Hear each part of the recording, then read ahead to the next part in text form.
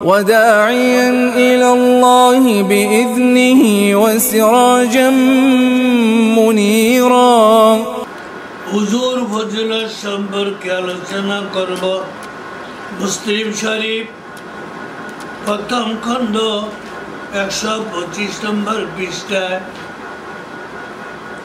মিশকাতুল মাসাবি 38 নম্বর পৃষ্ঠায় হযরত আবু হুরায়রা রাদিয়াল্লাহু আনহু থেকে বর্ণিত, তিনি বলেন,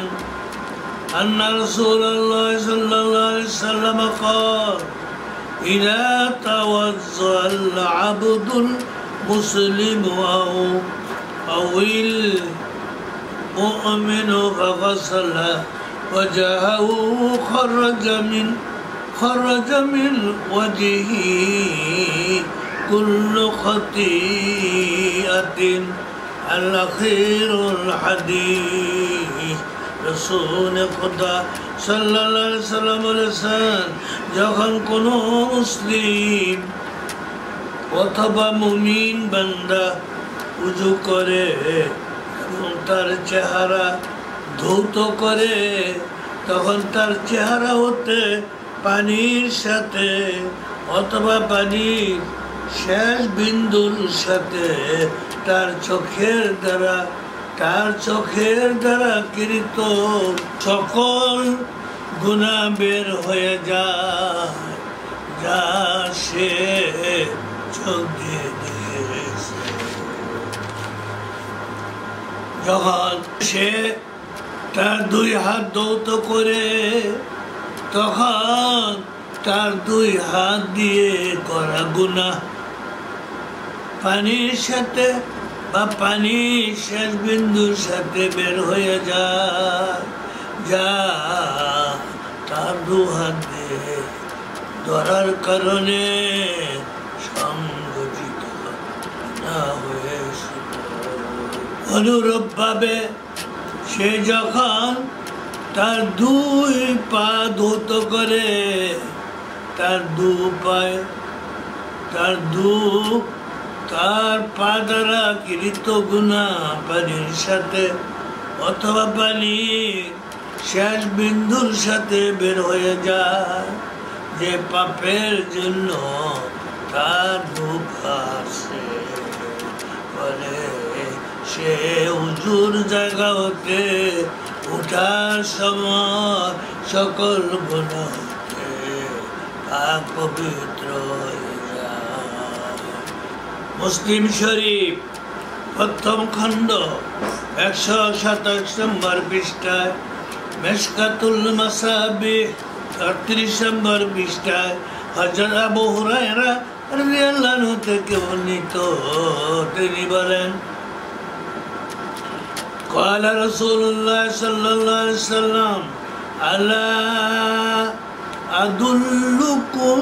على ما يمحو الله به الخطايا ويرفع به الدرجات الأخير الحديث رسول পাক সাল্লাল্লাহু আলাইহি ওয়াসাল্লাম সাহাবীগণের উদ্দেশ্যে বললেন, আমি কি তোমাদের এমন একটি কথা বলবো না যা আল্লাহ সুবহানাহু ওয়া তাআলা যা দিয়ে তোমাদের গুনাহ খাতা মাফ করে দিবে এবং জান্নাতেরও পদমর্যাদা বাড়িয়ে দিবে।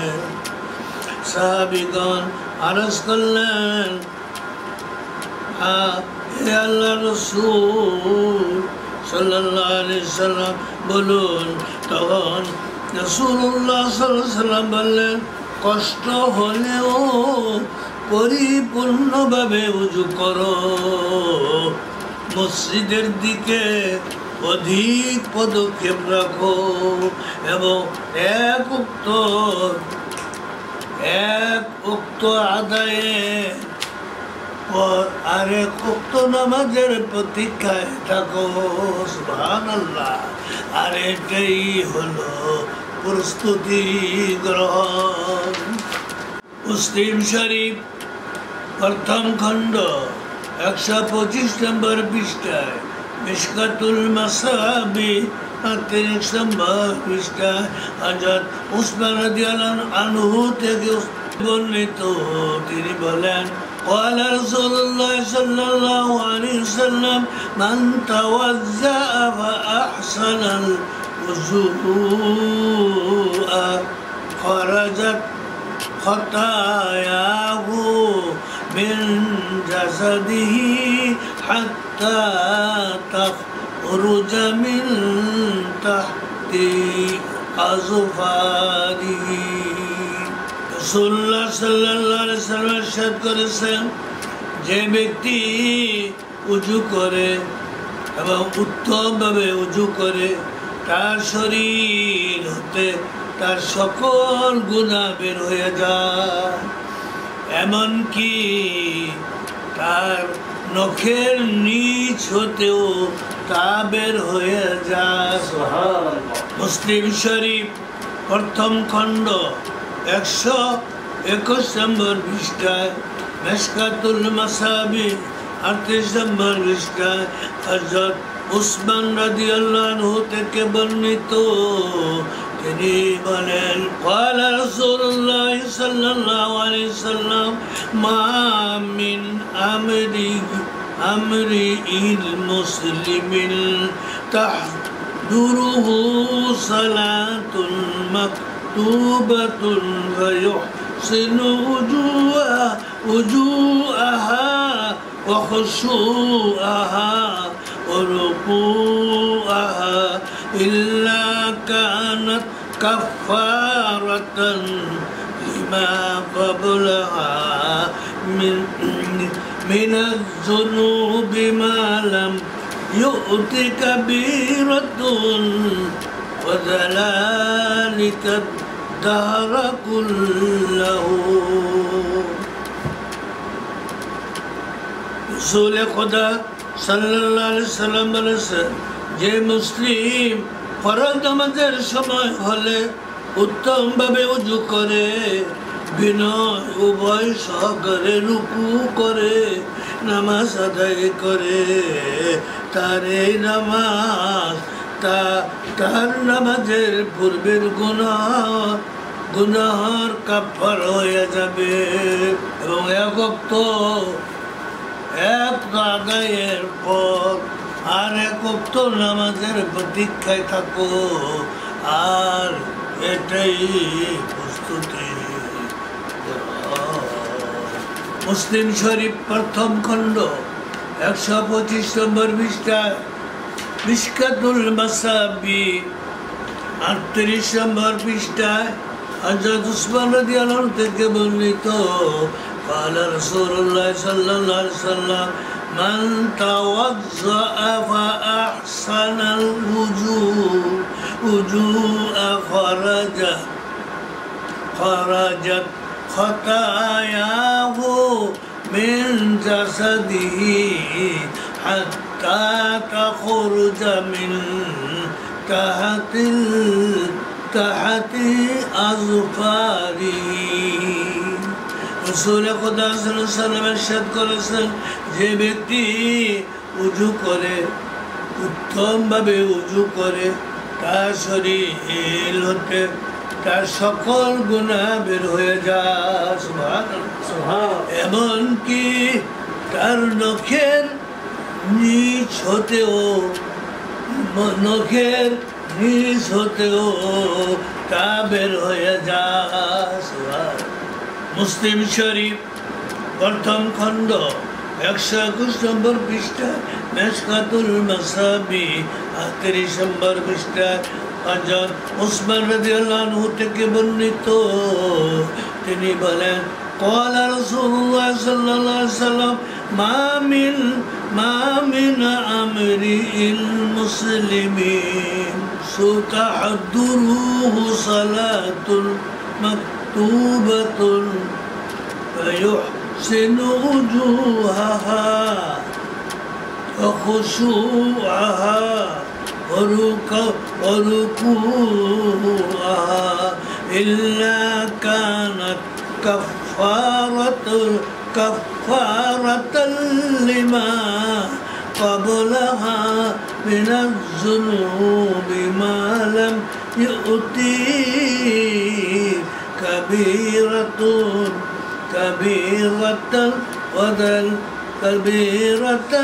وذلك الدار كله رسول خدا সাল্লাল্লাহু আলাইহি ওয়াসাল্লাম ইরশাদ করেছেন যে মুসলিম ফরজ নামাজের সময় হলে উত্তমভাবে ওযু করে বিনয়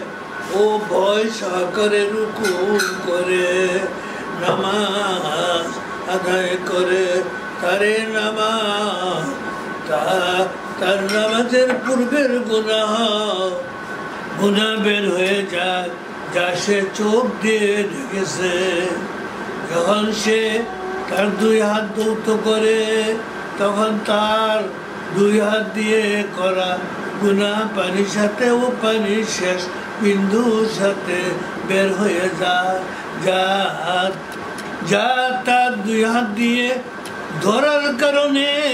সংগঠিত হয়েছিল অনুরূপভাবে সে যখন তার দুপা ধৌত করে তার পা দ্বারা কৃত গুনাহ পানির সাথে অথবা পানির শেষ বিন্দুর সাথে বের হয়ে যায় যে পাপের জন্য তার দুপা আসছে ফলে সে ওযুর জায়গা হতে ওঠার সময় সকল গুনাহ হতে পাক পবিত্র হয়ে যায়